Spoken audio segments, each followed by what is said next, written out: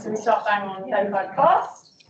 So thank you all for coming today, and it's really nice to see lots of familiar faces in the crowd. I'm Sarah Hill-Smith. I'm an associate at Clyde & Co in the Climate Liability and Risk team, and I'm also a climate lawyer at the Commonwealth Climate Law Initiative. I am also Deputy Chair of Legal Voices for the Future, and I'm being helped out by my tech minions who are also on the Stewardship Committee today.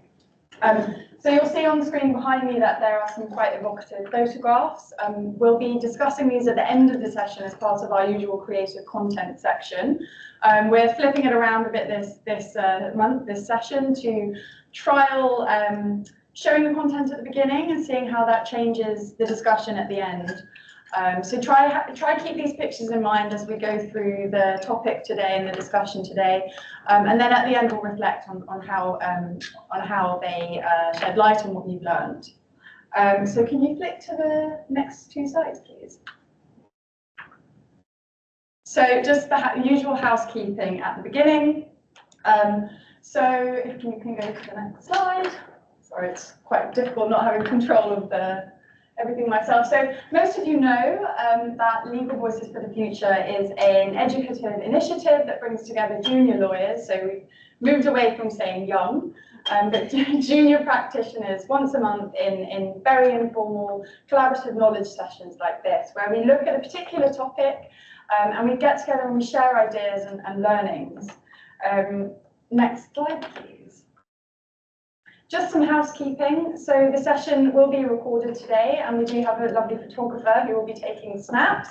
So if you don't want to be photographed, please put your hand up and make yourself known to Madeline. Otherwise, she'll snap you and get some beautiful portraits. Online audience can hear you in the room, and we have a very sensitive owl thing here that follows me and follows any noise. So please do try limit chatter so that he can focus on me, obviously, the star of the show. And then that's it, really. The session is being recorded. So without further ado, I'll jump into the content. So as you all know, we're focusing today on the role of international law in addressing states' obligations to address climate change. So you'll have seen, you'll have been following lots of climate litigation that's been happening this year, and this year has been labelled the year of climate litigation. We're seeing new cases against states, new cases against corporate actors, and an increasing innovation and variety of claims being brought. But I'm sorry to say that that's not the focus of today's session. We will be focusing purely on states' obligations in international law. So if you go to the next slide, please. So just an introductory note to frame the discussion on what international law is and the distinction from domestic law primarily. So international law is a body of legal rules, norms and standards that apply and is recognised as binding between sovereign states. International law generally governs relationships between sovereign states, but also organisations and individuals, and then issues of international importance such as war and peace and tax, and human rights, climate change, nature, the environment, etc., etc. International law is found in a variety of sources, including treaties, international customary law, general principles of law, UN Convention, United Nations resolutions, human rights law, and international trade law. There are general principles of international law, and these will come up in some of our discussions today. These include things like the sovereign equality of states, the principle of non-intervention in internal affairs, peaceful settlement in international disputes, due principle of good faith, etc., etc., but importantly, respect for human rights and a duty to prevent significant environmental harm. Next slide, please. So where do states' existing obligations to mitigate and address climate change come from? Well, on the slide, I set out some of the main legal instruments that we will be discussing today, and they generally fall into three categories. So at the top, you've got your human rights laws, and this is a very extensive framework of human rights laws and treaties around the world. What I've shown on the slide is not exhaustive, and you'll be pleased to know that we are actually covering this topic in next month's knowledge session. So all I've shown for present purposes are the UN core human rights treaties and then regional human rights treaties, and we'll be picking up on some of these later in the context of the advisory opinions. There are also specialised human rights treaties, and these govern other topics such as racial discrimination, gender discrimination, rights of the child, which is also something we'll be picking up later, rights of migrant workers, people with disabilities and such like. The second area of international law that will be discussed today relates to the regulation of oceans and marine space and marine resources. So over the years, there have been about 15 legal instruments that have been enacted to regulate the ocean space, but many of these were consolidated in 1982 with the signing of the United Nations Convention for the Law of the Sea, so UNCLOS. The third section, which is obviously probably the most obvious, is international treaties and laws relating to states' obligations to address climate change. So the first of these treaties was signed in 1992, which is comparatively late when you look at the body of international law governing the other areas that we've just touched on. But that was with the signing of the United Nations Framework Convention on Climate Change, so the convention, or the UNFCCC. And that was one of the three products, legal products of the Earth Summit in Rio. This essentially established a framework for governments to get together and take climate action on the global stage. It didn't impose any binding obligations on states, and it set up non-binding commitments and encouraged parties to collaborate and share information. And perhaps the most important function of the UNFCCC is that the parties to that convention meet every year in conference, so Conference of Parties or COP, and they discuss and make decisions about how to implement and progress climate action. And every year the outcome of that COP leads to a decision text, and there have been notable decision texts. So the first kind of milestone was the 1997 Kyoto Protocol. So this approached climate action in a more concrete way than the convention. So it imposed top-down obligations and climate change obligations on states depending on their historical contributions to climate change. So essentially, how much greenhouse gas had they emitted according to a 1990 baseline. So it grouped countries into Annex 1 countries, so developed country parties. These are the big emitters. They're responsible. They have the most, they have legally binding and the most onerous emissions reductions targets. And then non-Annex 1 countries who also had emissions reductions targets, but these weren't binding. This was problematic for several reasons. Firstly, because it wasn't ratified by the US. And secondly, because it set this 1990 baseline level, any kind of mass industrialization or growth that occurred after that, and I'm specifically thinking about China and India, they were still categorized as non-Annex 1, so they weren't bound by legally binding targets or required to mitigate emissions to the same extent. Canada withdrew in 2011, and they didn't really renew the cycle for the Kyoto Protocol. So it's largely seen as a bit of a failure. But then the 2015 Paris Agreement totally reconceptualized the approach to climate mitigation and adaptation. So it turned the Kyoto Protocol measures on their head, and instead of imposing top-down obligations, it gave discretion to the parties to set their own emissions reduction and adaptation targets. So these are, well, the mitigation element at least, are comprised in what's called nationally determined contributions, or NDCs, and these are set on a 5-yearly cycle. And the next cycle is coming up actually in 2025. And also in the Paris Agreement, there are other mechanisms built in to make sure that ambition is ratcheted up every 5 years. So there's increasing ambition and also accountability mechanisms built in, which I'll touch on a bit later. Next slide, please. And the Paris Agreement is great, but it's not enough.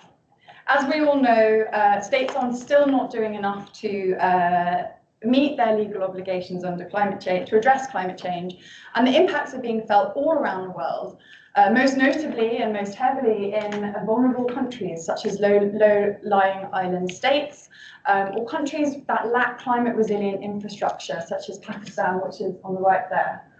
Next slide, please.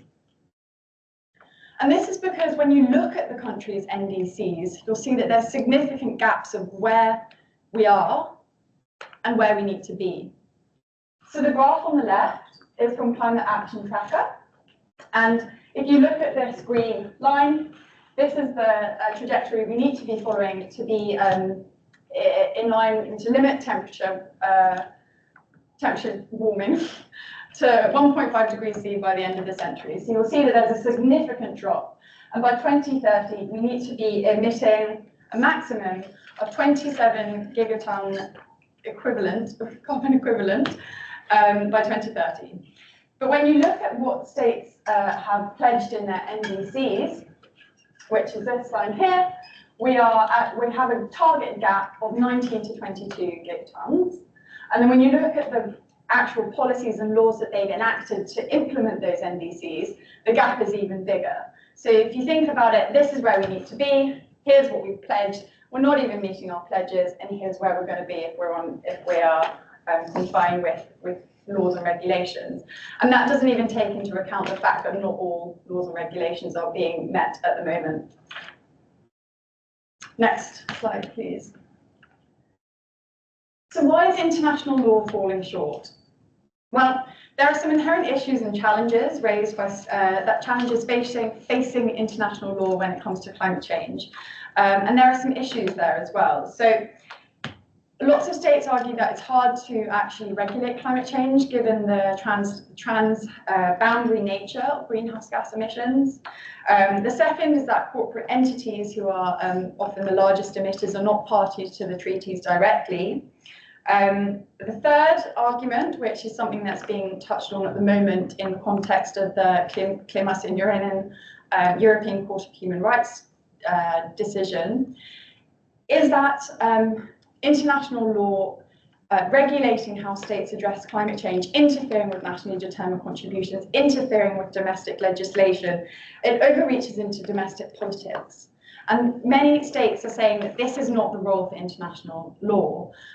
So just to finish the point there about the Klimasynjorinen case, so that was a decision handed down by the European Court of Human Rights, so the governing body for the European Convention of Human Rights, a couple of months ago. And the Swiss Parliament has now voted to reject the decision and has advised the federal government of Germany to not take any further action with respect to implementing it, which is unprecedented. And finally, one of the main reasons is that there are the lack of really effective enforcement mechanisms. Next slide, please. So I'm not going to take you in great detail through all of this because I imagine that I'm running a bit short of time, and I do want to make sure that most of the session is spent talking to our wonderful panelists. But there are three main reasons, I think, why international law is currently falling short with respect to enforcement mechanisms. So the first one, and I've set out the dispute resolution mechanism of the UNFCCC on the slide. The first is to say that while there are teeth, so while there is a dispute resolution mechanism, there's no bite. It's never really been used. So the UNFCCC Settlement of Disputes Clause is expressly incorporated into the Paris Agreement. So if a dispute were to arise between states under the Paris Agreement, this is what would govern that dispute. So this specifies primarily settlement by negotiation or other peaceful means. Secondarily, referral to the International Court of Justice, which is the principal judicial organ of the United Nations. Thirdly, arbitration, and importantly, you probably can't see it, but the UNFCCC provision says that the rules of procedure will be finalised in an annex on arbitration. And then fourthly, on the right-hand side, it suggests conciliation between parties. The issue is that this opt-in settlement clause has only really been opted in by a handful of states. And the conciliation and arbitration annexes have not been operationalised, although efforts are underway in respect to the conciliation annex by the International Council for Commercial Arbitration. The second reason, and next slide please, this is the one where I need to click as I go. I was meant to have a clicker.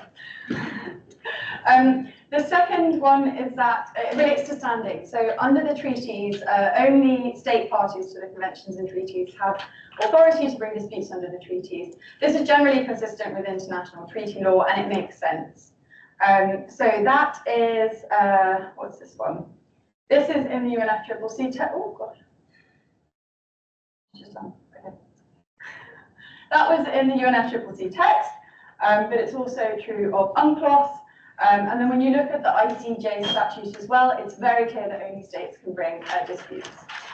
But that being said, the ICJ statute does allow non-parties to participate in certain situations, for example, in relation to the provision of information, and also with advisory opinions. And there is authority listed on the slide that non-state parties or entities can seek advisory opinions from the ICJ and other international bodies. The third is that currently there's a lack of appetite with states to bring disputes. This generally relates to, well, a variety of reasons. And the first is the non-punitive nature of the current climate change regulations in the international arena and sphere. So the UNFCCC and the Paris Agreement are non-punitive in nature, and they generally favour international cooperation and capacity building and technical and financial support for those states who are falling behind, rather than seeking accountability through those dispute resolution mechanisms that I've just taken you through. Another issue is one that I picked up on earlier about issues of sovereignty. It's not really another state's place to interfere with another state's domestic laws. And then the third relates to diplomatic tension and politics. It's really important with the UNFCCC framework that there is consensus and cooperation, otherwise climate action just stops. And we can't get to that point. So states are very, very careful to maintain this fragile consensus. And obviously, bringing a claim against another state before the ICJ is going to shatter that. And finally, as I mentioned earlier, there are accountability mechanisms already built into the Paris Agreement. For example, the global stocktake, which is, as it says on the tin, it's a stocktake to review progress towards implementation of the Paris Agreement goals, and then also the enhanced transparency framework, which implies and requires regular reporting. Next slide, please. So in that context, it's not surprising that disputes between states are not happening, and that the most common procedure that we have seen used is the advisory opinion mechanism. So on the slide, I've listed 3 advisory opinions relating to climate change. And this is just to frame the conversation, so I'm going to try to keep this quite focused on the details and the basic information. So on the left, we've got the ITLOS advisory opinion, and I'm sure you would have heard about this a couple of months ago when it came down. But it was essentially requested in December 2022 by COSIS, which is the Coalition of Small Island States. And that was driven by Barbuda, Antigua and Tuvalu, and then generally other AOSIS members. And essentially this requested the International Tribunal for the Law of the Sea, which is the judicial body for the United Nations Convention of the Sea, UNCLOS, which I discussed earlier, to answer 2 quite broad questions. The first is to clarify states' existing obligations under that convention to prevent, reduce and control marine pollution of the environment and the ocean caused by the effects of climate change, caused by anthropogenic, so human-induced greenhouse gas emissions. And it specifically highlighted ocean warming, sea level rise, and ocean acidification. And the second was that it wanted clarification of states' obligations with respect to protecting and preserving the marine environment. The hearings took place in September 2023, and the decision was handed down in May. And I'll quickly go over the key findings. So the main finding, or one of the main findings, was that greenhouse gases are marine pollution. That finding in itself automatically triggers the protections that are baked into UNCLOS, and states must therefore take all necessary measures informed by best available science, so IPCC science, generally, to prevent, reduce and control pollution of the marine environment from greenhouse gases. This applies to all greenhouse gases, and the court, the tribunal, particularly highlighted carbon dioxide, methane and nitrous oxide. importantly from all sources, so not just from vessels and other sea-based sources, but also from air and land. So it's quite far-reaching finding. It also found, importantly, that the obligations that it had clarified under UNCLOS go further than, may go further than states' existing obligations under the Paris Agreement. So, and I think we'll touch on this later in the panel, the court essentially clarified in very simplified terms that although the Paris Agreement and the UNFCCC are very helpful and are complementary to the obligations to mitigate under UNCLOS, they are not superior. So, just complying with your obligations under the Paris Agreement does not automatically mean that you discharge your obligations under UNCLOS. So that's a very important finding on the status of different international instruments. Fourthly, it said that states must make specific efforts to reduce transboundary harm from greenhouse gas emissions, which is difficult to do in practice as well as in law because establishing causation is a topic for another day. And then finally, that states are legally required to not just protect and preserve, but in some cases actually restore the marine environment that has been degraded by climate change-induced impacts.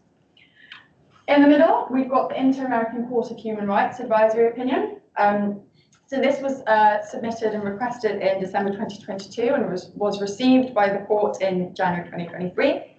And this was submitted by Colombia and Chile. Under the American Convention of Human Rights.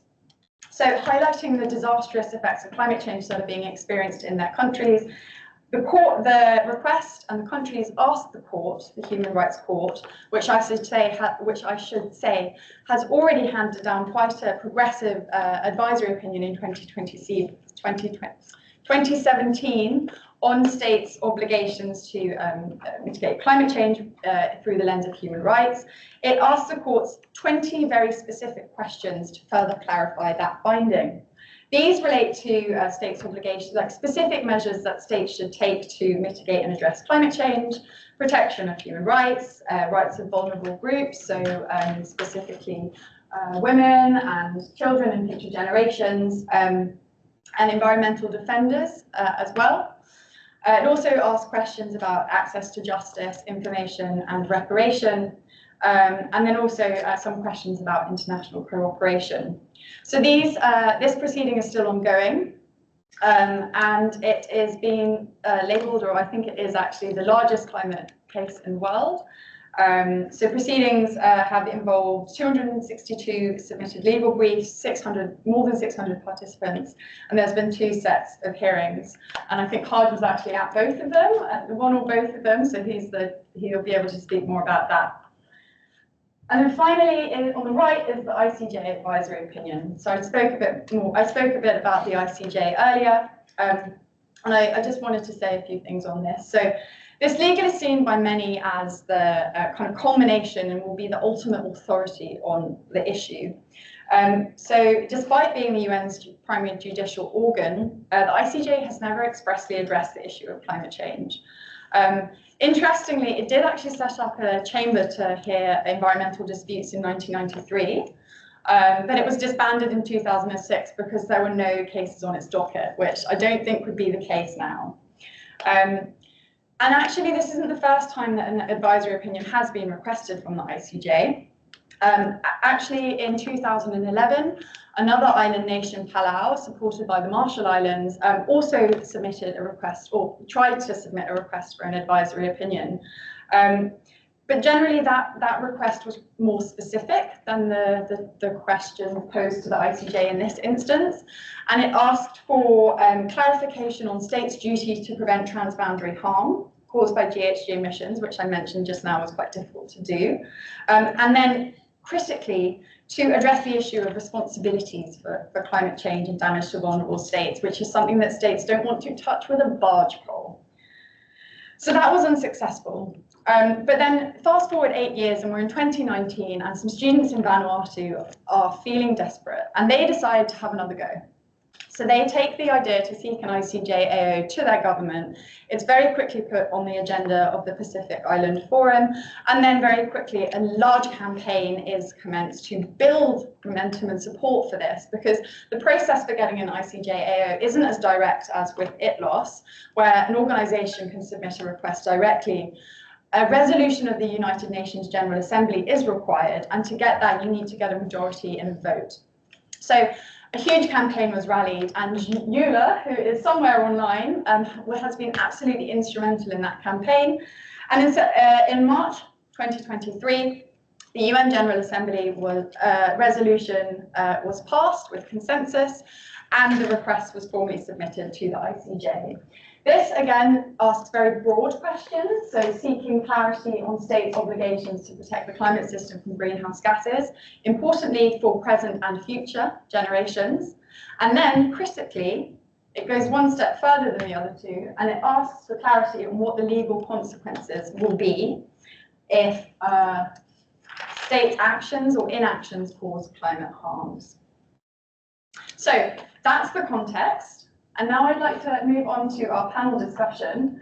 So if we can somehow show Eula on the slide, that would be fantastic. Eula, can you unmute yourself, please? Yes, I have tried. I can see you very clearly and the entire audience. Okay, I can see you here. There you are. Perfect. Let me just get their bios up. Sorry, we're having tech difficulties with like 5 screens here. So just to introduce my brilliant speakers, so Haj Nurullah is sitting right in front of you in the flesh. So he's a barrister at Doughty Street Chambers in London, and he specialises in public interest, climate law and litigation. Haj is currently acting for the Solomon Islands in the ICJ advisory opinions, and as I mentioned, he's also been following and working with the other advisory opinions very closely. He's an honorary research associate in climate law and litigation at the University of Oxford, and he is also a visiting senior fellow in climate law at the Grantham Research Institute, who are incidentally publishing a very exciting annual report next Thursday. And he teaches annual seminar on Indigenous rights, and he's also writing a book at the moment, so he's very accomplished. And Eula Schnackenberg, and I'm really sorry if I've completely butchered your name. She is a member of the core team at the World's Youth for Climate Justice, which was one of the campaigning bodies that I mentioned just now. She is a stubborn optimist and such a passionate advocate for climate justice. She is, as well as doing this job full time, she is also studying at the University of Oxford. She's studying international human rights law, having completed a Bachelor of Laws in Aberdeen and an LLM at Leiden University. And Eula and I had the pleasure of meeting at COP26, where we both were volunteering with Legal Response International. And without further ado, let's discuss, let's talk. So, Haj, because you're here in the flesh, I'm going to ask you the first question. Sure. So, what is the function and the role of advisory opinions in international law, and how will they influence domestic legislation and litigation? Thank you, Sarah. So hi, everyone. Thank you so much for having me. That was a really wonderful and exhaustive introduction. So take a breath and I think we can all absorb that. It's a really, I think, great setup for this conversation that we'll have tonight. So I think I'm just going to go through 2 topics in my sort of opening remarks, and then we'll get into the conversation. So the first is the function and role of advisory opinions in international law. And the second is how those opinions will influence domestic legislation and litigation, climate litigation. So let's start with the role of advisory opinions in international law. And I think Sarah's covered some of this. So as Sarah mentioned, advisory opinions are non-binding judgments which are issued by courts in response to specific legal questions that have been put to them. And so given that they are non-binding, obviously that means that they do not create legally enforceable obligations for the parties involved in them, unlike contentious cases. So for the ICJ, for example, we have 91 states and intergovernmental organisations as part of those proceedings. Under international law, advisory opinions are highly persuasive sources of authority, both for international and domestic courts, and they contribute to the clarification of and the development of international law. I think many lawyers and non-lawyers focus on the fact that advisory opinions are non-binding, as meaning that these cases are somehow not significant or consequential. And I think that's an understandable starting point, particularly in common law jurisdictions like the UK and other former Commonwealth countries, where we're used to dealing in binding precedent. That's the kind of structure of our legal system. But the non-binding nature of these advisory opinions in the international context doesn't necessarily mean that they are weaker or less consequential. So if we look at the structure of the ICJ and the ICJ statute, Article 59 makes clear what the status is of advisory opinions.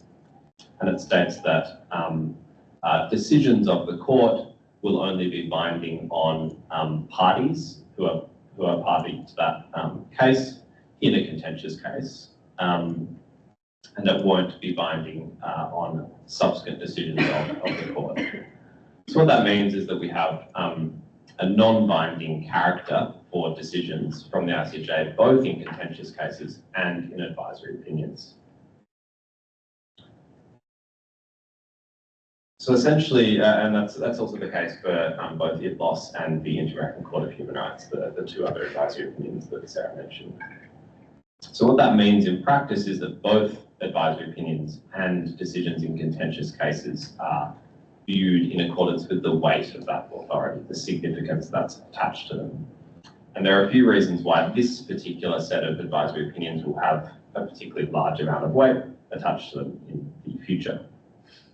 So I'll just run through a few of those factors. The first is that, as Sarah mentioned, the scope of the questions that the court is considering is very broad. And much more comprehensive than what you would find in a contentious case, which is obviously limited to the facts that are brought before the court. So the Klima-Senioran decision, the European Court of Human Rights one, was a contentious case between the Swiss government and the claimants, and so the scope of the legal principles that were developed by the court are necessarily circumscribed by that fact. So you won't see that in the advisory opinions. It's essentially open slather for the ICJ, the Inter-American Court, and the ITLOS to consider a range of different climate change related factors.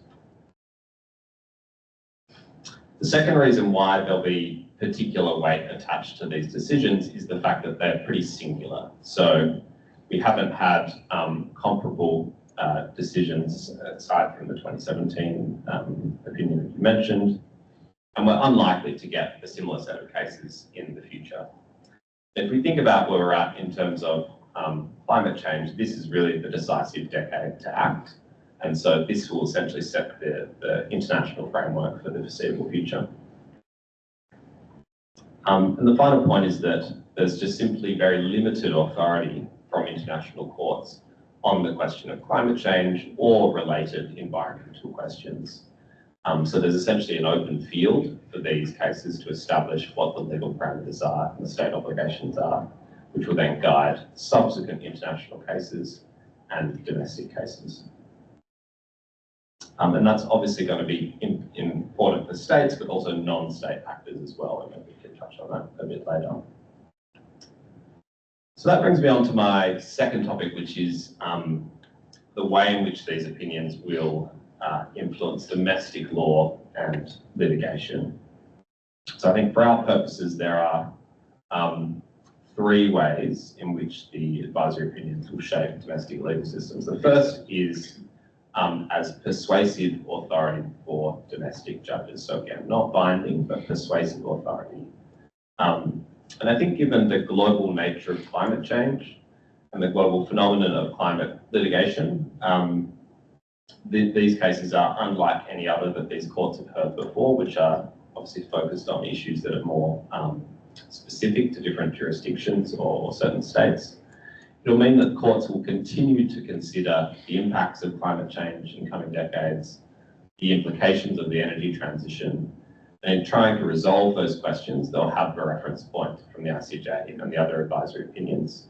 So this will have an enduring relevance for different domestic legal systems in the context of litigation. And some of you might be familiar with the famous agenda decision, which was essentially the kind of the first case to establish on a human rights basis state liability in relation to climate change. That's been replicated in over 80 different jurisdictions. And a lot of that was filed only after the first instance decision. So we had a district court judge in the Netherlands leading to a wide, very kind of impressive level of uptake. If we think about now the impact of a decision from the highest court in the world on the proliferation of climate litigation, I think you can get a sense of the scale of the impact that we're likely to see in coming years from this decision, even though it is only persuasive authority and non-binding. The second point is the influence on lawmakers in states that are bound by law that have to consider the implications of these decisions. Proactive states, leaders will seek to bring their laws in line with the state obligations that are established in the advisory opinions. And where they don't, climate litigators and other actors will be able to use the law domestically or internationally to try and compel them to act in alignment with their obligations. You're kind of talking about the political dynamics as well. I think once you have states starting to act proactively in line with their obligations, that then flows through into diplomatic fora, like the COP process, but also other regional gatherings as well. Third is treaty interpretation. And this is relevant for states that have ratified the treaties that have been looked at in these cases. So for example, the UN Convention on the Law of the Sea now has a new interpretation of what its provisions mean after the EPOS decision. And states that have ratified that and have domestic implementing legislation, or if they're MONA systems that just ratified it, they need to now bring their behaviour in alignment with those state obligations. So the final point on the way in which these opinions will affect domestic legal systems is the way in which it will empower domestic campaigners and civil society actors. You have a really vibrant and integrated community of people working on climate law and climate change in general, and this is another kind of string to that bow in terms of putting pressure on governments. So I'll leave it there and we can get into the discussion. Thank you, and that's such a neat segue to my first question to you lot online. So you lot, I'd just like you to tell the room about the amazing work you've been doing with World's Youth for Climate Justice, and what your role was in driving the ICJ advisory opinion. And then more broadly, picking up on what Harja's just said, what is the role of activism in this space and in the climate in climate action agenda? Thank you, Sarah, for the question, also for the invitation to everyone who's in the room. I think this is always the kind of event that I was looking for when I was in law school, and there was, I think we just kind of had been told to wait and study until we could have an impact, and I think the campaign has really taught me differently, but yeah, it's really, I would really love to be there in person, but based in The Hague now, so that we can prepare the city, the civil society here, the municipality for when the hearings will come here, and we'll throw a big, the plans are still in the making, but it will be big, and you're all invited. So consider this an invitation as an apology for not being able to be there in the room. I now support kind of very specifically just on the maybe more boring background works. I now do kind of fundraising and the grant management so that we can have other young lawyers really leading on this, and Harj, it's a pleasure to kind of meet you in person for the first time, but I've definitely followed your work from afar, and I imagine you know some of my colleagues and have met them in other spaces. They heard that you were here today, they all got really excited.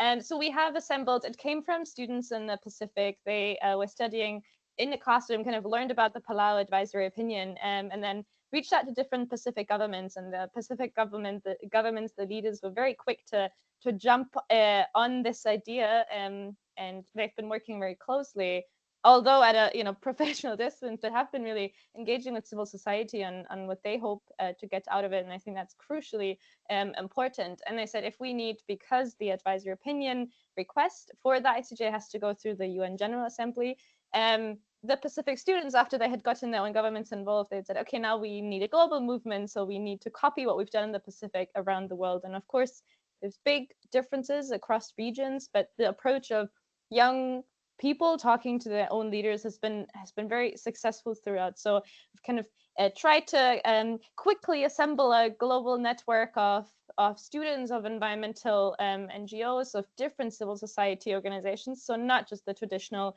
kind of maybe your Greenpeace, whatever that is in your community, but also the legal community, those working on human rights, those working on children's rights. Really seeing how they say, my colleague always says it can be a home for many other causes and many other campaigns, because the outcome will inevitably affect what other people and organizations are working on. So we've managed to assemble that kind of alliance globally, but also regionally specific, depending on the context. And then they just did a lot of lobby work. And in the beginning, I think there wasn't very much literature on it. Not a lot of lawyers had a lot of confidence in the process. They saw a lot of risks. But more recently, I think the tides have turned. So there's a lot of momentum after the adoption in New York. That was very special. And now we've had a record number of states participating in the proceedings.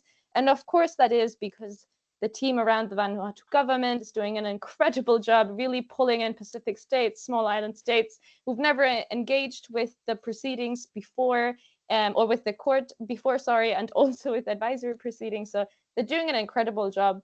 But I also like to think, and I'm obviously biased because I really think this work matters, but I do think the states know that there's a public, that the public is watching, that there's pressure, that people are looking at what their governments are doing all throughout. Have they supported in New York? Are they going to submit something? And then once it comes out, we stand ready as that civil society coalition. And I think we're growing in size every day. We stand ready to hold our governments accountable in a soft way or in a harsher way if we have to, if they aren't going to follow once it comes out. So I think our role is also really now continue to beat the drums, as we say, so that people are waiting for the outcome.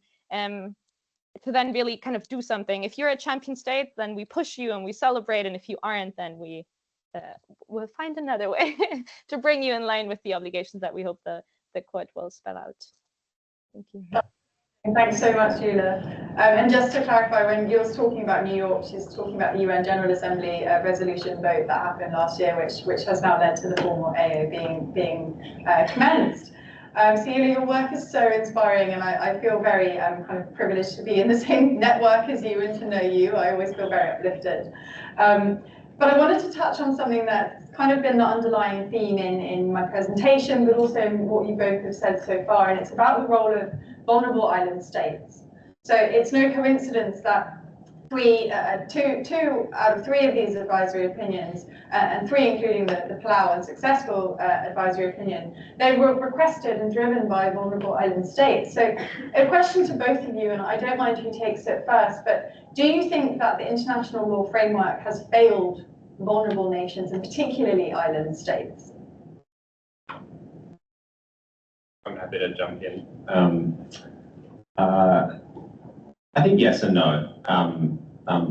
This, as you said, this set of advisory opinions came about because of essentially the kind of structural neglect of a certain set of issues in the COP process, in particular around loss and damage, and Pacific small island states in particular, but SIDS in general, felt that this was an opportunity to strategically put those issues on the agenda, to highlight the differential impacts on small island states in particular, and also to achieve a structural advance in terms of enshrining in law the different state obligations that have been established under the Paris Agreement, which, as you said, is non-binding in nature. And so I think they've largely sort of achieved a lot of those goals in terms of shifting attention and emphasis towards SIDS. I can't remember if you put it up in the phrasing of the ICJ request, but it specifically refers to the impact on small island developing states. That's part of what the court has to consider itself. And I think that's a really, really important kind of progression in terms of how we're conceptualizing climate justice. Forcing developed states to come to court and speak about those issues, I think is significant. But one of the key aspects of it, obviously, is in relation to trying to draw out some of the nuances around how the Paris Agreement framework should operate, and this is where common but differentiated responsibilities and respective capabilities is relevant. So yeah, I can sort of briefly explain what that is for those of you who are not familiar with it. The whole kind of premise of the Paris Agreement structure is this idea that all states have obligations when it comes to mitigating the impacts of climate change. They have common responsibilities, but they're differentiated on the basis of historical responsibility, but also current capability to address the crisis. So that's a reflection of the fact that if you're a small developing state, you don't have the same financial capacity to address the problem as the UK or the US, for example, nor were you responsible for creating the problem in the first place. So that's kind of used as the organising logic for a lot of how the Paris Agreement operates, and there are provisions within it around requiring developed states to provide assistance to developing states around things like the finance that is needed to both mitigate climate change and adapt to its impacts, but also things like capacity building, the transfer of scientific knowledge to those states as well.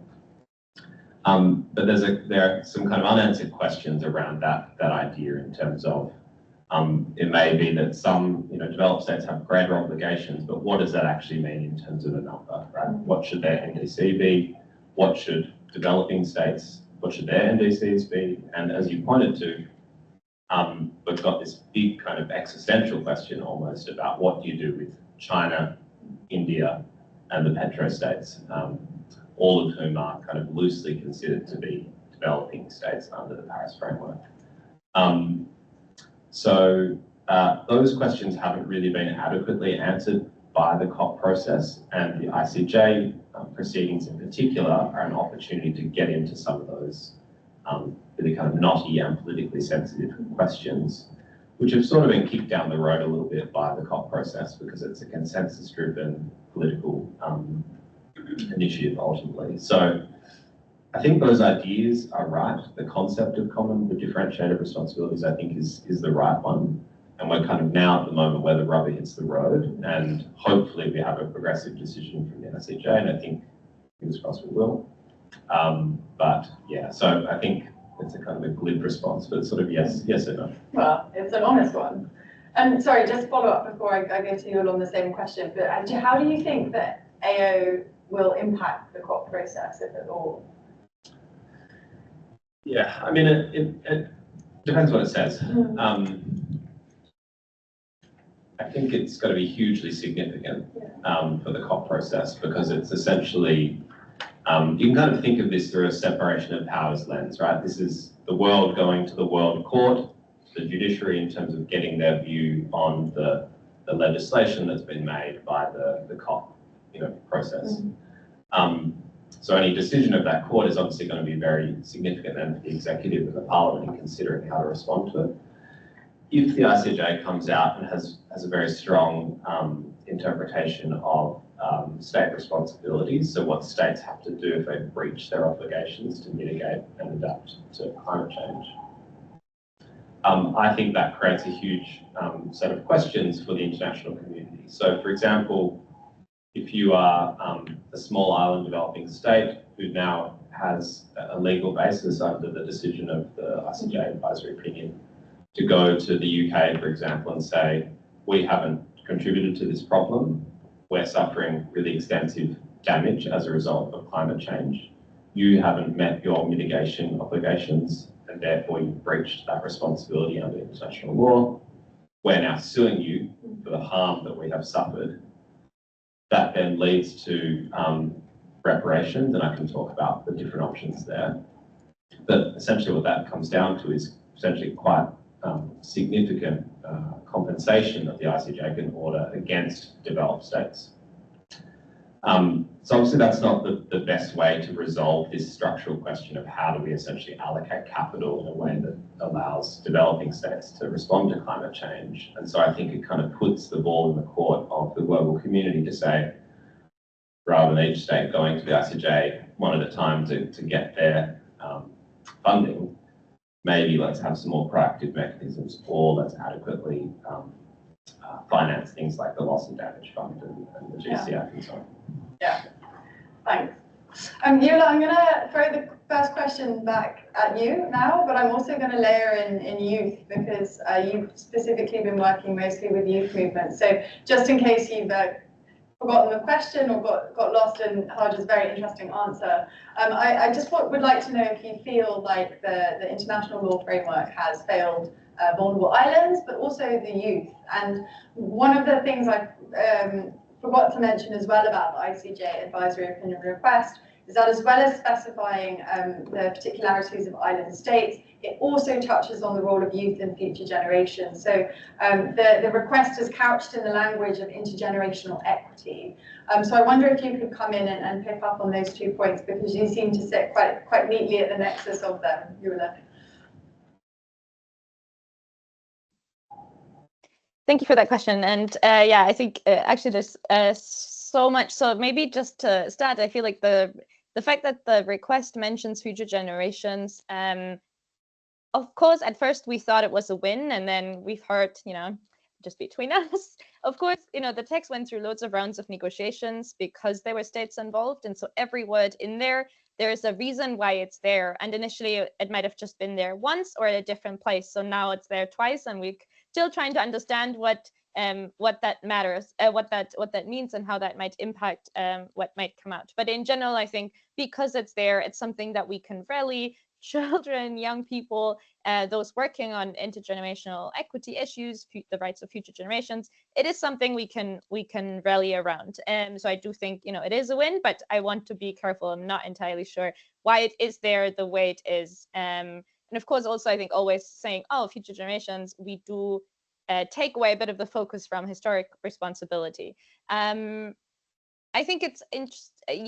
You asked kind of whether it has failed young people, and of course I don't mean to speak for all young people, but I think kind of looking at the ITLAS outcome, it doesn't mention children or youth or future generations at all. And of course it's not a human rights tribunal, and yet there's no recognition of climate change impacting human rights and some people differently. So I think we take note of that. There's not really a way for youth and all civil society. So I'm not just saying young people face a very unique challenge, but it's very hard to know for the general public what is happening with this process in their respective states. So knowing who's writing, who's drafting the submission, who's even responsible for deciding that a submission is to be made, what's the content, what the state is submitting, and now looking at potentially the oral hearings at the end of the year, who's going to be speaking, and it's most likely not going to be young people.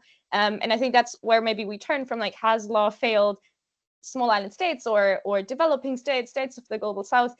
Historically, and there've been few, but there've been studies done on this, that those advocating for these states at the ICJ, of course, have historically not been kind of their own people or those most affected within those communities, but usually maybe a minister or a head of state or so, head of government, but then usually British, American, French, Canadian, Australian lawyers, usually men who've been doing the speaking. And so I think why would states not be interested in approaching the court if they've never seen themselves reflected? And so that participation element of young people, but also, of course, of the states themselves, I think the process has kind of, failed the general public if few law firms in the global north are kind of banking on the international law and the issues that have arisen.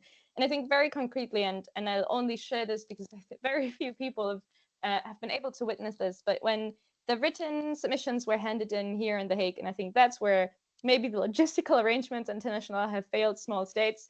The court has still asked for the states to make to hand in written copies of their submissions, which in some cases might be and I'm basing this on having seen it on Twitter, and I'm kind of standing in front of the court and seeing people bring in these huge piles of papers. That might mean that a country has to rent a truck to bring this stuff in. If a country doesn't have permanent representation within Europe, Kiribati got their deputy permanent representative from New York in. They only have one international flight a week. That means if they had brought someone from Capitol, they would have had to leave a week early and bring these submissions on a suitcase or maybe a hand carry-on. Okay, they book an extra seat.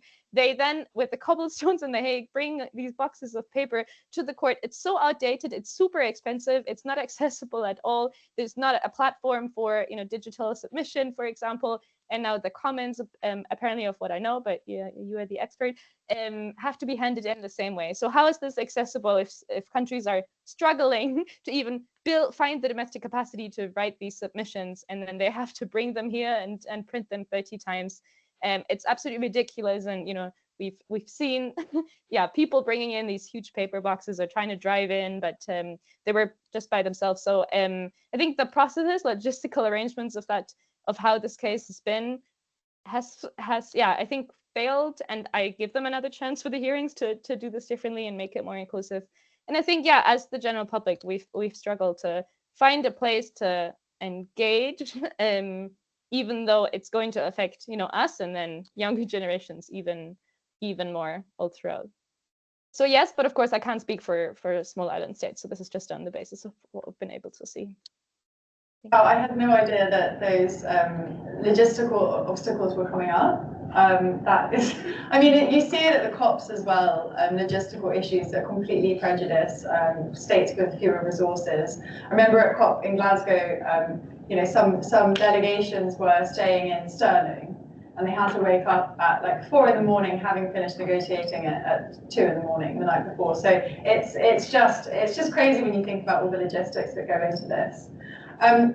But picking up on something that you kind of hinted at there is, it's hard for certain states, and you mentioned earlier in your previous answer that a lot of these states haven't really engaged in these proceedings before. And I know that in negotiations at COP, states form negotiating blocs or alliances. Are you seeing the same thing with the submissions to the various advisory opinion proceedings? And then I guess the follow-up question would be, are the not opponents, but are the developed states that are submitting, are they doing the same thing to strengthen their position in response? I don't know about the developed states, yeah. Because I'm acting for the Solomon Islands, which is a Pacific small island developing state. I don't know, I'm not sure. But yeah, certainly on the side of different groupings of developing states. And a lot of that has been facilitated by Vanuatu, which led the diplomatic process to get the resolution through the General Assembly, which is unanimous, which I think is something that's important to emphasise, because it's the first time there was a unanimous referral from the General Assembly to the ICJ, and it gives essentially more political legitimacy to the ICJ, having a very fulsome response to the request that was put to them.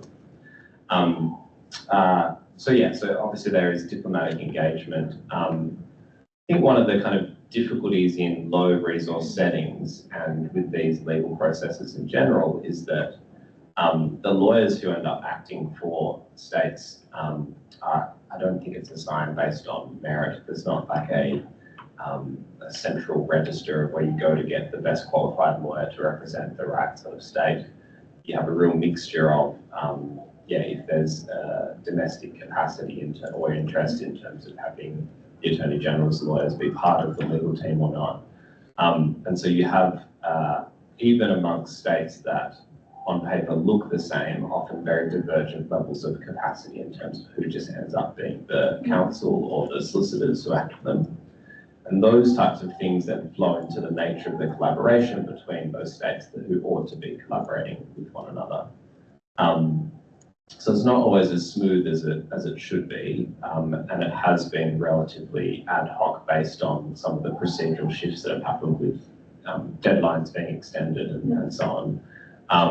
But yeah, there's a kind of there are efforts, but there's also, again, a kind of a problem in terms of the entities that probably have the funding to facilitate some of this. So philanthropists and NGOs don't really have, I think,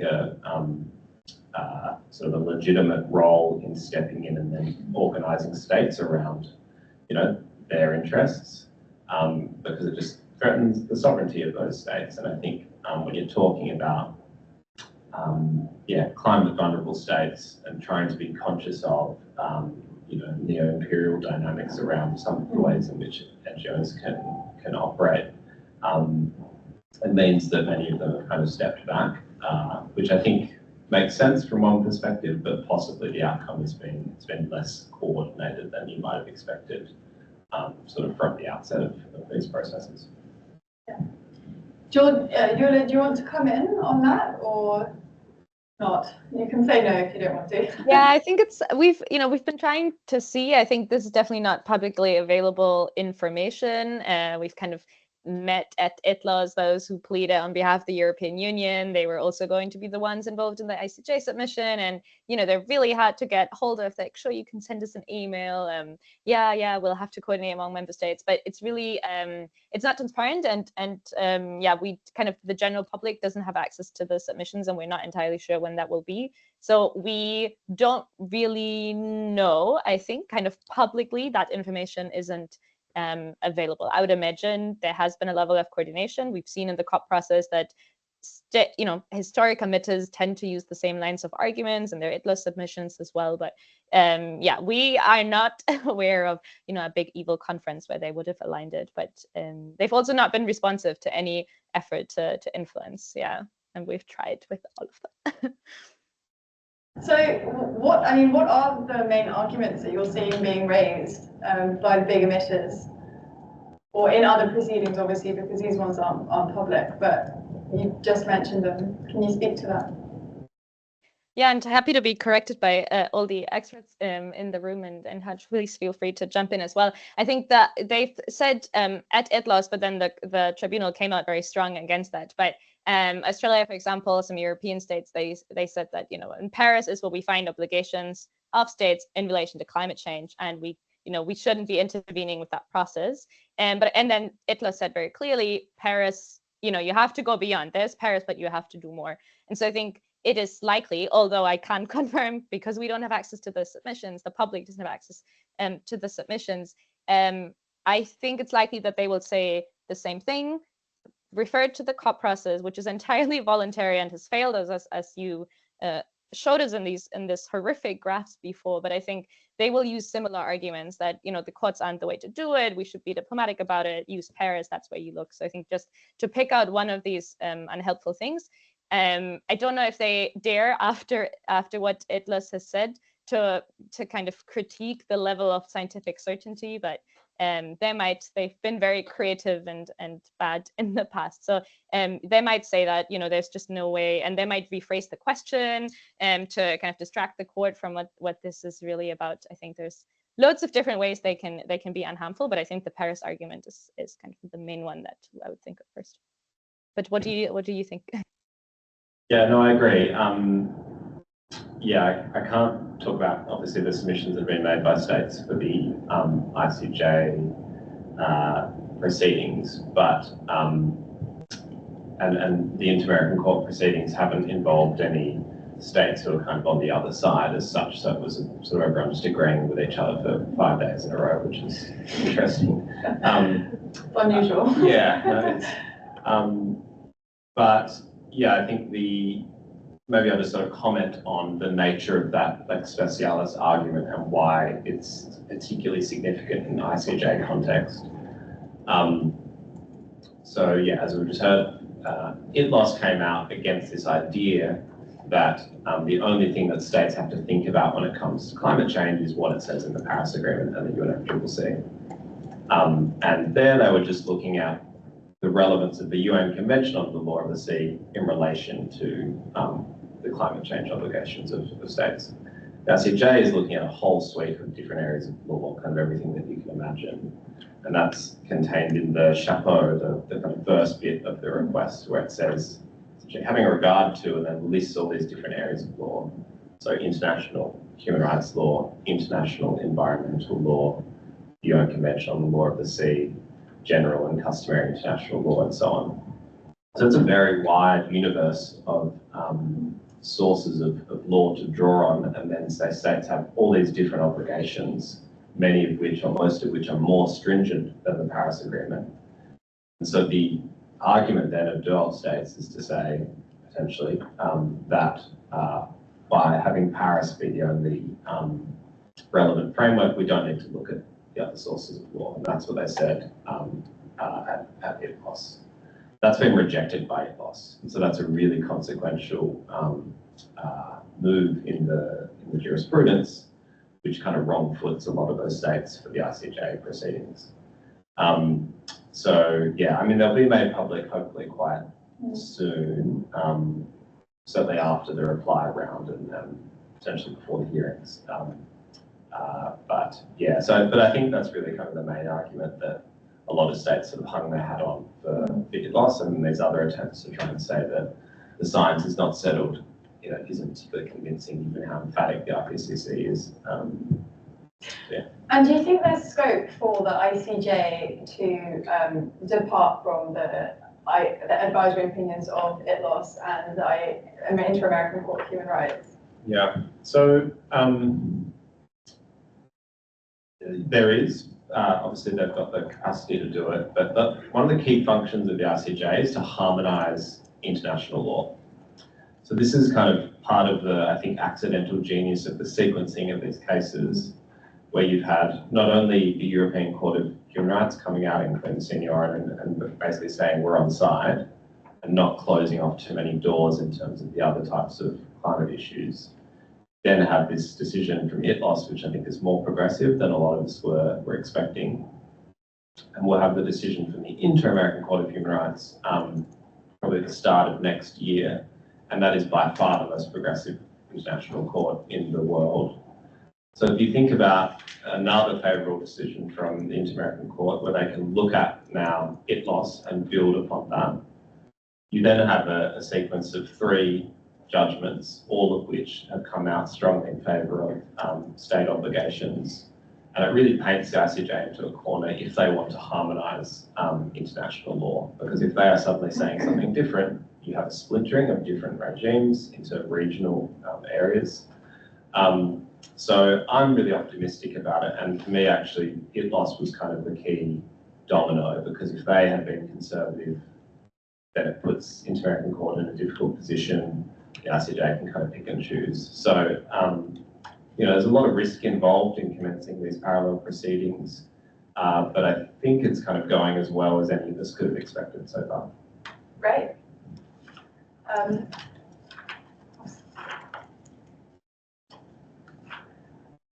Does anybody have questions for the panelists? Online as well? Yes, we have a few online questions. Okay. We've got 4 questions online, so we'll take 2 online and then we'll move into the in-person questions. Yeah, perfect. If you just want to read them out. Just pushing one of the millions out. So Harry Trissel says, thank you for an interesting presentation. The premise underlying the international law framework involves states and governments. Experience to date is that politicians are particularly lackluster in complying with these laws.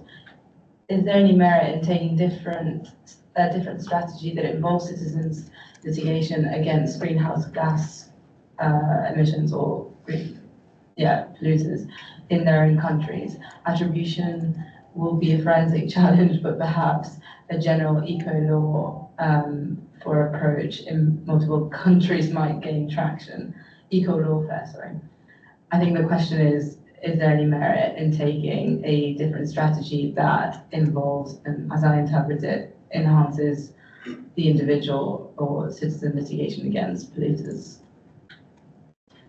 Bit of a mouthful. Yeah, no, succinct. I think that there may be a bit of a false premise there, which is that these cases don't sit alongside different forms of climate litigation and legal advocacy.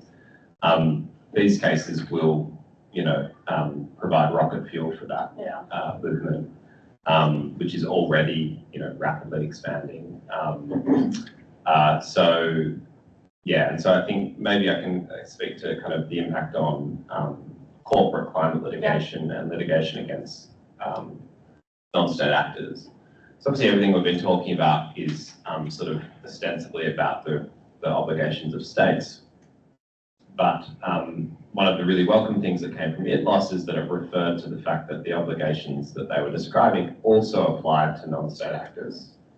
And if you think about the fact that 100 companies are responsible for 70% of all greenhouse gas emissions, then you kind of see the importance of us having effective ways of ensuring accountability against corporations. And by creating strong state obligations, which include their regulation of the conduct of corporations within their territory, we're basically putting the onus on states as an ally in that type of accountability, in addition to then the cases that you can launch, through citizens and NGOs and so on against companies directly. So that's kind of one of the things that I think will be sort of sketched out in a bit more detail by the Inter-American Court, which is much more adventurous. And hopefully if you then have, as I said before, ITLOS saying non-state actors are bound by this, the Inter-American Court being more specific about what that means. Hopefully the ICJ can kind of back that in. But yeah, to answer the question, I think that there's no tension between what's happening in these international cases and the other dimensions of domestic crime litigation. Yeah, and just picking up on what you said about the Inter-American Court of Human Rights questions being more specific. Yes. They are very specific when you read them. Is there any scope or discretion for the court to ignore some, or do they have to answer them all? Yeah, no, so for all of the courts, they don't actually have to answer, they can reframe essentially the questions that are put to them. So, as we've seen in kind of previous advisory opinions, they can sort of pick and choose what they want essentially. And the request from Chile and Colombia was this magnificent document. It was about 30 pages long, like a manifesto almost. But it was way too much for the court to try and respond to sort of in chapter and verse. But I think it was an effective process of climate justice, and we saw that at the hearings in Barbados and in Brazil, where it allowed a really broad sweep of different, in particular vulnerable communities, to come and speak to issues that are germane to them. And so even if the court doesn't go down each of those lanes in terms of answering those questions, I think that the process has been important for what climate justice should or ought to look like. Legal catharsis in a way. Yeah, that's a good way to put it, yeah. Should we take a question from the room? We have another interesting online question that I think to take. Let's go to the room and then we'll come back. Absolutely. Yes.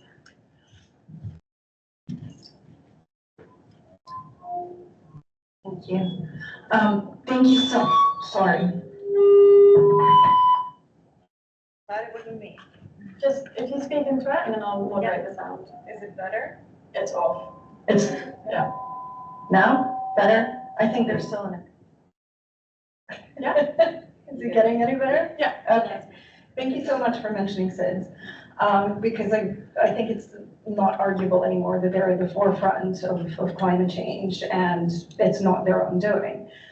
It's just from where I'm standing, for those of us who are working on SIDS or working with SIDS, what am I doing wrong? A little bit further away. Yeah, right.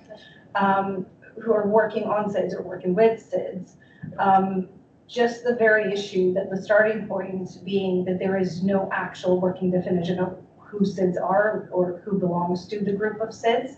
So I think most researchers take into account the 57 SIDS, which is basically the UN definition of SIDS, but not all of them are small developing states, not all of them are islands, and so on and so forth. So I also hope it's a fair question because some of the research that I'm going to mention was just published in 1st of May this year. And it's a committee report by the House of Commons, UK House of Commons, so the government has 2 months to respond. Let's see what happens. But they call this definition contestable, rightfully so. So going back to my question, it's incredibly difficult to be optimistic when those, communities like Ardi-Sactub, for example, in Panama, who are being forcibly migrated.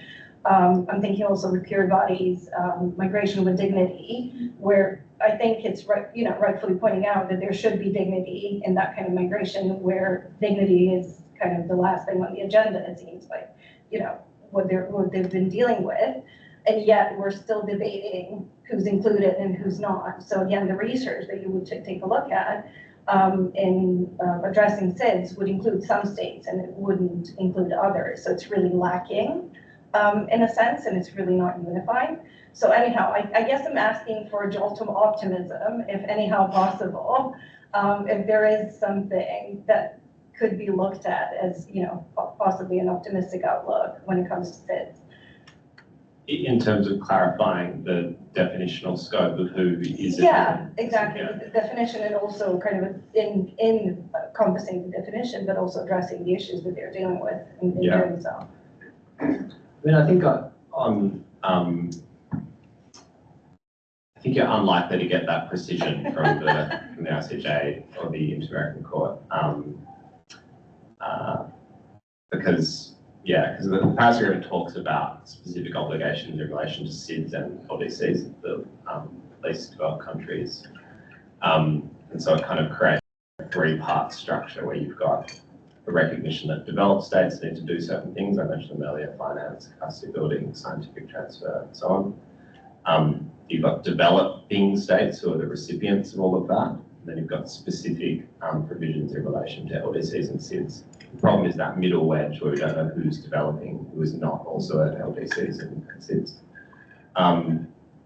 So I think aside from maybe some commentary on those three categories, you're probably not likely to get more in terms of the precision around SIDS, but you point to an important issue. I was a climate negotiator for a very short period for Palau, and in those meetings, the SIDS meetings, you have Singapore sitting with the Solomon Islands, and there's sometimes situations in which that's actually really helpful because you have increased capacity amongst that grouping. But often it means that it's difficult to come to consensus positions in terms of what the interests of those states are under the COP process. So it's just one of the many kind of nuances and difficulties, I think, with trying to come to globally applicable points of agreement between very different and varied states. Thank you. Should we take one from online? I have the power. I could shout. I probably have a loud enough voice to be honest. All day. I don't mind walking. So we have a very interesting question from online. It's picking up on the discussion on SIDS too, so very relevant. We're now moving on to alternative dispute resolution or ADR. And our online attendee asks, do you think this recent finding paves the way for SIDS and similarly affected states to seek ADR or alternative dispute resolution? And if that is true, what kind of venues are we going to be seeing for that sort of ADR? And would this involve bilateral, multilateral treaties? And then connected to that, what kind of remedies would we see following that sort of ADR? And if you don't see ADR, what remedies would follow adjudication? So yes, I hope that's clear, but really a discussion of whether we're going to be seeing alternative dispute resolution with respect to SIDS, given the fact that the international justice system may be failing them. Yeah. So it's a really good question, and I'm taking the recent decision to mean that ITLOS advisory opinion. So ITLOS is a decision that clarifies obligations under UNCLOS, and the dispute resolution provisions in UNCLOS specify that any dispute should be referred to ITLOS or the ICJ or negotiation or any other peaceful means chosen by the parties. Often states will opt for ad hoc arbitration. So generally that's before the permanent court of arbitration, which is kind of it's a permanent court, but it deals with ad hoc arbitration between states, or more informal mediation or conciliation procedures. There are criticisms about the conciliation process, but I do think that to the extent that disputes will arise, I think states will opt for less adversarial dispute resolution mechanism. I don't know why I'm looking at you, I should look at the owl. I think they will opt for less adversarial ways of resolving issues purely to preserve the cooperative spirit of the Paris Agreement and to preserve that fragile consensus. But I don't know if you want to comment on that as well. Yeah, I like that optimistic take on preserving the cooperative spirit. I don't think that'll happen. I think that basically what will be ushered into the era that we'll kind of enter after the advisory opinions is one of interstate litigation. Yeah.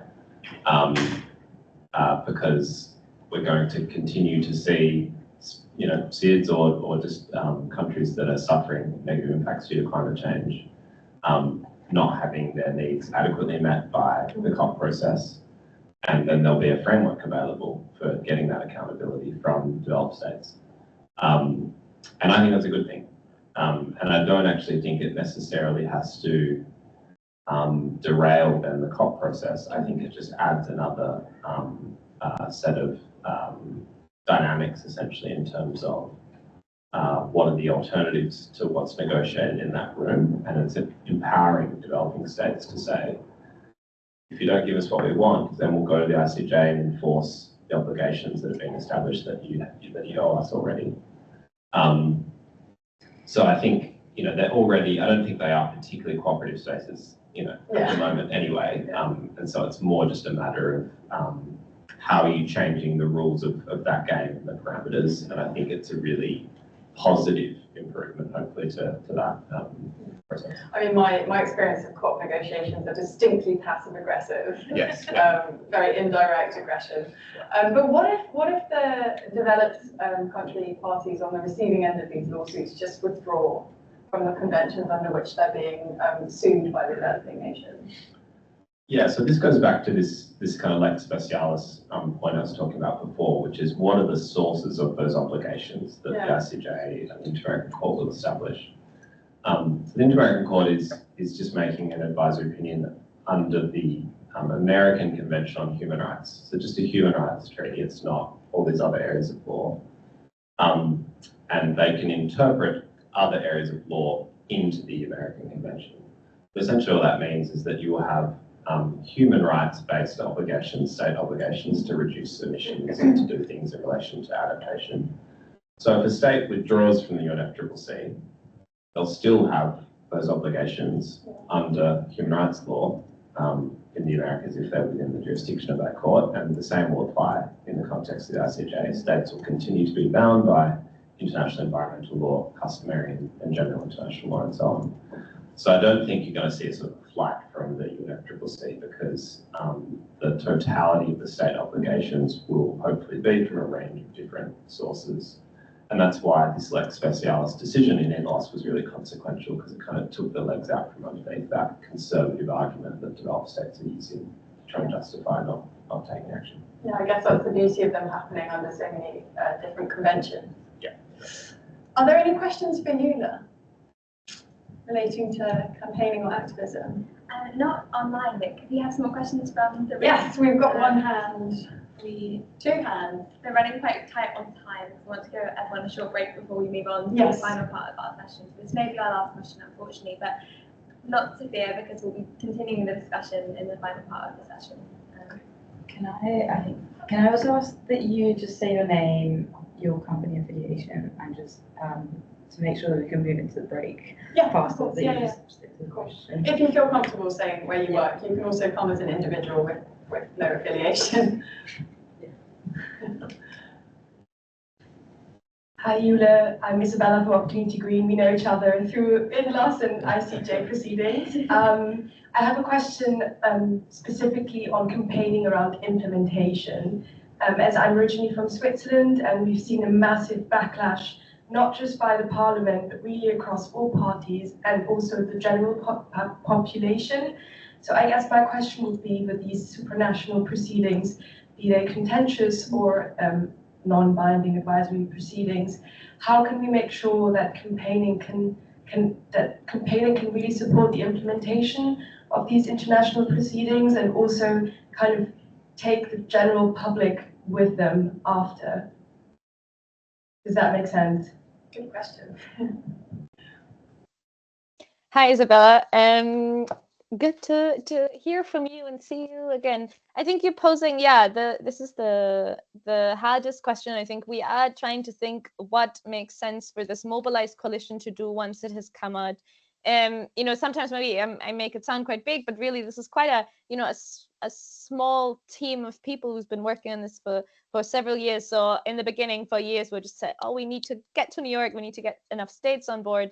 And of course, there's always the vision, like it's not an exercise. This really needs to have an impact. But I think in terms of capacity and I think we've spoken around kind of really small teams and in states working on this, I think there's people know this is important, but I think still the folks like, okay, now we have to get our comments in, we have to somehow prepare for the hearings. I think the larger movement, we aren't enough sufficiently speaking about what are we going to do afterwards. I think kind of what from Atlas, of course, so many good things have come out, but kind of the two key phrases that stuck with me after kind of sticking around in Hamburg for the delivery and some of the side events that were going on, the two things that kept coming up were best available science, and I think we can talk about in a different event what that means and whether IPC is really good science, but kind of best available science and all necessary measures. And I think when you ask about how do we pull the kind of the general public along, and you're the expert for Switzerland, but if we can break down hundreds of pages of difficult legal text to really simple terms, and I think these two terms is what kind of stuck with me afterwards. And one of the lawyers involved in the case said, oh, we were thinking of getting team t-shirts that had best available science, because they've said it so many times when preparing and when it was read on the day. So if we can make these rally cries that the public understands, that we can, kind of chant when we're in front of the Peace Palace, and then afterwards that they can take on and then challenge their governments with these, on the basis of the best available science, are you really taking all necessary measures? I think that is a question that's still arrogant to think, but that maybe even, non-lawyers would understand and can get behind. And I think we can do that in different ways. And unfortunately, right now, I think it's still funding dependent. And that's why we have to be more creative in how we can do that, and just building general capacity of lawyers and law students to take to kind of take the outcome and do something on a domestic level, if that means advising on legislation or if that means suing individual companies. I think there's a lot more work and there's a role for all of us to play. So Sarah, if you could host a follow-up event once it has come out, so we can all think about it, or before it comes out ideally, so that we are prepared. But yeah, I think it's really, there's so much translation work that needs to happen, and how to best preempt some of the backlash that you've been facing in Switzerland. I really think we're still trying to understand that. Yeah, and hopefully there won't be any. But no, thanks for that question. It's really an invitation, I think, for everyone to think along. I mean, Eula, I hear you taking kind of slogans and beating the drum with them. It's all about storytelling. It's about picking up bits of legal text and legal messaging and telling a story with it that the general public can relate to. And generally that's the theme with all these advisory opinions and climate litigation. It's all about the story, really, obviously the law as well, but what gets people moving and mobilized and engaged with these issues is the story of climate injustice. So on that note, we've run out of time, but thank you all for your fantastic questions online and in the room. And thanks most of all to my brilliant speakers, Haj and Eula. I really loved bringing together kind of the legal elements and also the campaigning and legal elements, and just hearing how this issue has been mobilizing actors across the legal system, but also across society as well. So I feel really inspired by the recent developments in climate litigation, a little bit concerned about what's going on in Switzerland, but generally positive on the whole. Like you, I am a stubborn optimist as well, so you're not going to quash the optimism out of me anytime soon. But thanks again, and we're going to have a short break now before we move on to the creative content session. Please don't go anywhere, apart from Haj, because he needs to run off because his sister's having a baby. So he's excused, but no one else is. So yeah, please go to the bathroom, get some water. There's a water fountain outside, and then I'll see you at 6 past the hour. Thanks so much.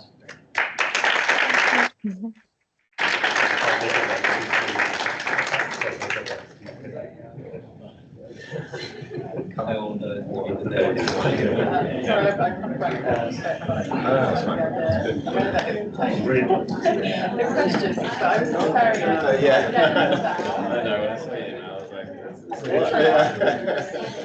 I think it's nice. I'll do something.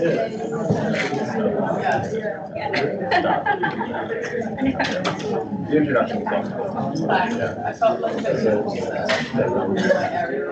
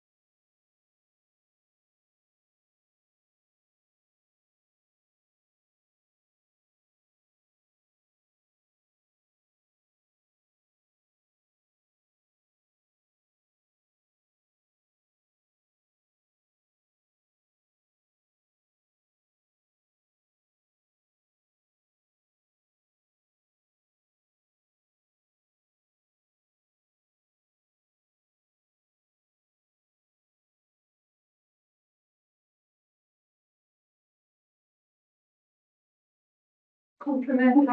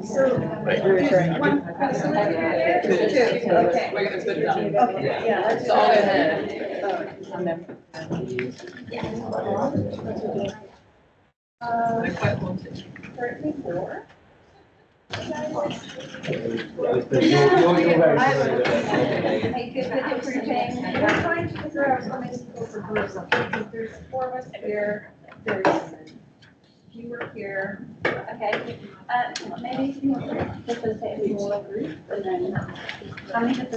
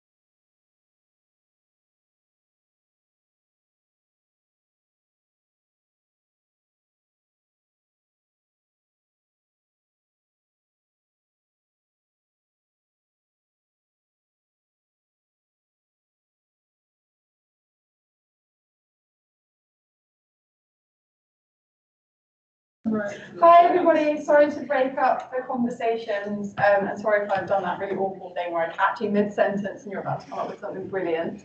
But please can you kind of turn and face the middle of the room, and one by one I'm going to go around the groups and ask you to summarise your conversation, and because we've got the printouts, which Flora fantastically brought, which is amazing, it's almost like you knew our projector would pack it in. Please hold up your chosen photograph. So I'm going to start with Sachin, purely because he caught my eye just as I said that.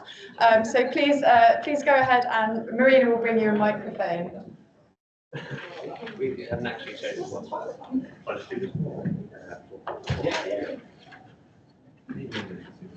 Hello. So I'm Sachin, I'm a project construction associate at Cloud & Co. We chose this photo here, which is on the seesaw, and something which really sort of came to life for me is maybe not focusing so much on the actual negative aspects of what the photo shows, but for me it really brought to light the resilience of a number of these communities to carry on with sort of day-to-day life in the face of incredible sort of hardship. I think a number of these photos, show resilience, especially those sitting at the table, just sitting, admiring or staring into space. So, that's really something which sort of resonated with me. But also something which, a number of these communities, I think, that are affected by sort of sea level rise are actually showing.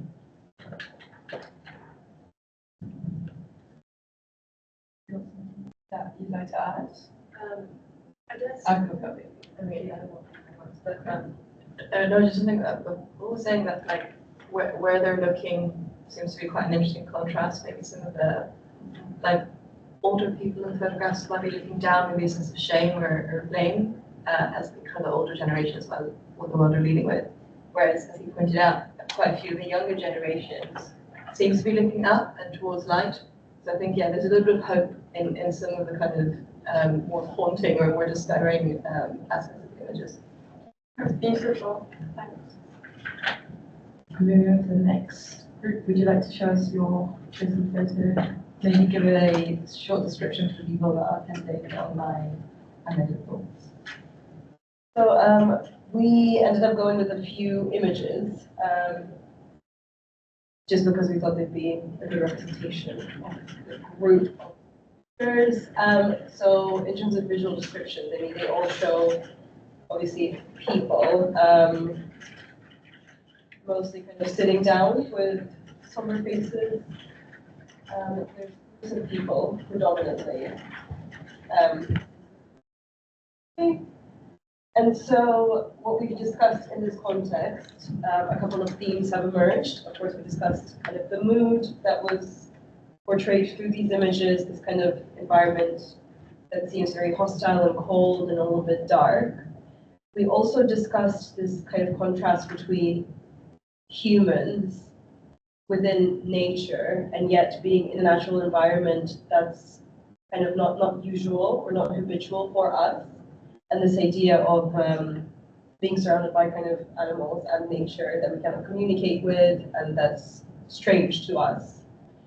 We also discussed kind of similar projects that were done by officials from SIDS, which we weren't sure which ones. There was, I think, Vanuatu official who did a speech in the ocean just to kind of portray the rising sea levels and stuff like that. So we just have this idea of kind of desperation that these people are just trying really, really hard to be heard, and yet they're still not being heard, and that's why kind of we see them almost in this voiceless position as well.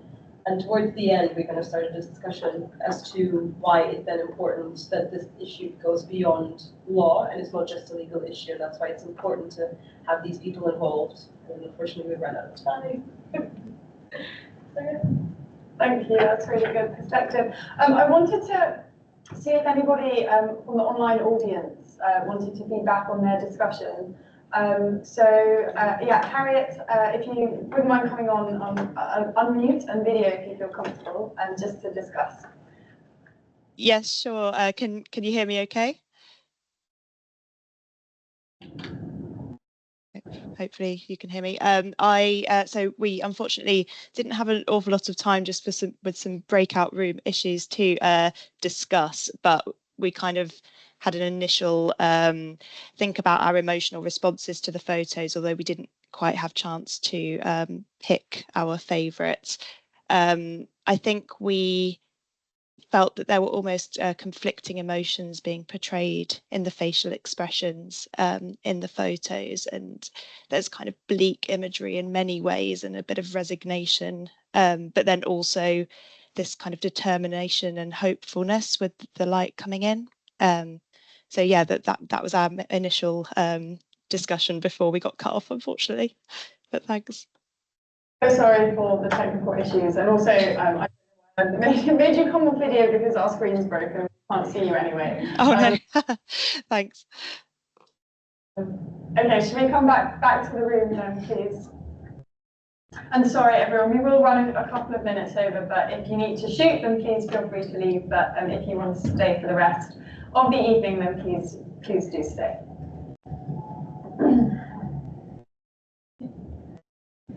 Hi everyone. So I think so the photo we chose is of two young people that are, one of them is lying down and the other on the lap of one person who's sitting on a bed that's on the ocean floor. And I think some of the thoughts around this picture focused on, well, first of all, echoing some of the other opinions about their pained expressions on their faces. And this kind of shows resignation, but then, actually, I'll just pass on to Amanda, who I really great talk Hi everyone, nice to meet you, Amanda. I think what we discussed in the group was just how interesting the imagery of a bed was. How it's supposed to be sort of a place of sanctuary and safe space, but actually now, you know, it's kind of similar to a deathbed, and you see the deadpan stares of the people on them. And I think just being on the bed of dead corals is also a very interesting part of it. But yeah, there's just such kind of hopelessness towards this image, and that's something that we all kind of felt. Thank you. That's really beautiful. Thank you. I'm going to move into the next group, which I'm sure is a different photo, which is great because it shows like how people. I mean, there are loads. It took me a really long time to put them all together on the slide. If you could also describe it.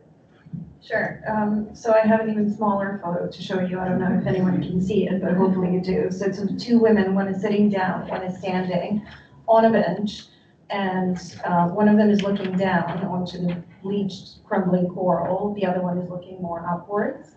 So we were discussing the gaze, and throughout the photos, you can notice that a lot of them are looking downwards. And one thing that struck us as interesting is the possibly perceived lack of optimism in the photos, especially kind of looking downwards. Whereas this one has the contrast of, you know, one woman looks down, the other one is kind of looking potentially to the future, but also probably looking towards where the air is going to be. The same contrast can be found in the photos, which were really interesting, that capture the bubbles nearing the faces of people. Again, you can see it in two ways, really, whether they're running out of oxygen or whether it's, you know, the oxygen that's kind of left, that's still there. So they're definitely thought provocative, all of that. It was really difficult to find, I think, the best one.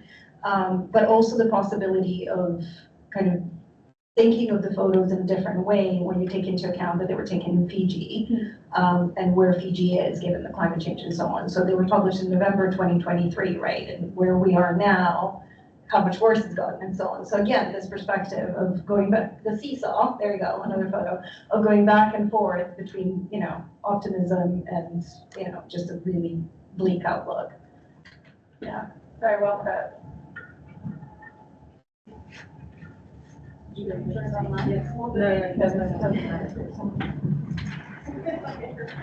So we actually chose two that repeated. So we chose this one, which is a woman sitting by a table.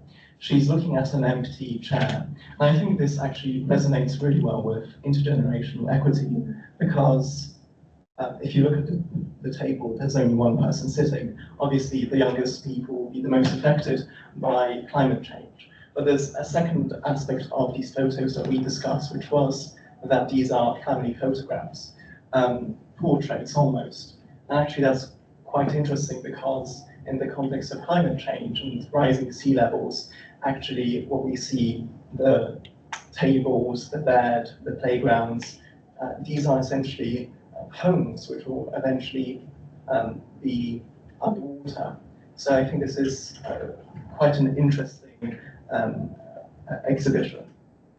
Also touched about the coral reef and the despair that boys don't photograph. Wow. You should all be art historians. Those insights are incredibly astute, and I think you captured the depth of, the depth of the photographs. And I mean, I saw those photos when they were published, and they really just stayed with me for all of the reasons that you captured. But I must say, I didn't pick up on gaze, so that was very insightful. I really hope that they gave you cause to reflect, on the topic of conversation in a different way.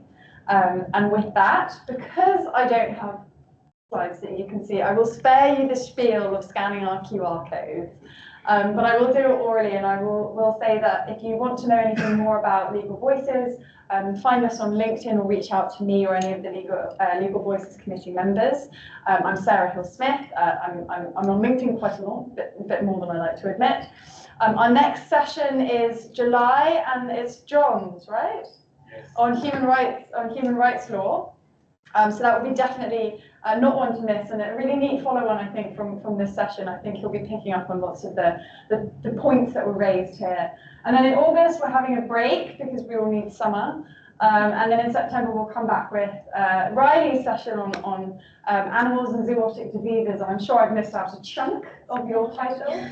But we've got really, really exciting knowledge sessions in the pipeline. And if you are interested in hosting your own knowledge session, we really, really do urge everyone to have a go, get involved, submit a proposal. We post the link to do that in all of our LinkedIn posts. So if you just look at one, you'll probably find the link there. And if you don't feel comfortable doing it on your own, find someone else who is working in the same space and do it together. It's a real learning opportunity and a networking opportunity and a growth opportunity, and that's what we really try to foster. So lots coming up. We've also set up a LinkedIn community page as well, just so there's another space for people to connect in between the knowledge sessions. And finally, just a little plug for fundraising. We are completely non-profit, and we just ask for like minor donations every now and again on a platform called Buy Me a Coffee. As I said in the last time I spoke about this, we don't want actual coffee. We just want a little bit of money to cover our Zoom subscription and our Slack subscription and our G Drive subscription, because they are full. But I can't hassle you for money now because I don't have any tech to do it. So please don't give me your pound coins because I will lose them. And on that note, thank you all so much for coming. It's been a real pleasure to meet you and to hear from you and to share this time with you. And I know that Haj and Eula, I think they've both gone now, but I know that they were both really excited to be speaking to you all, the kind of junior legal professionals and the lawyers of tomorrow. So thank you, and we're all going to the pub. Well, I'm going to the pub. It would be great if other people came as well. We'll be at All Bar One, which is kind of somewhere very close by. That way, apparently. So thanks all, and session wrapped.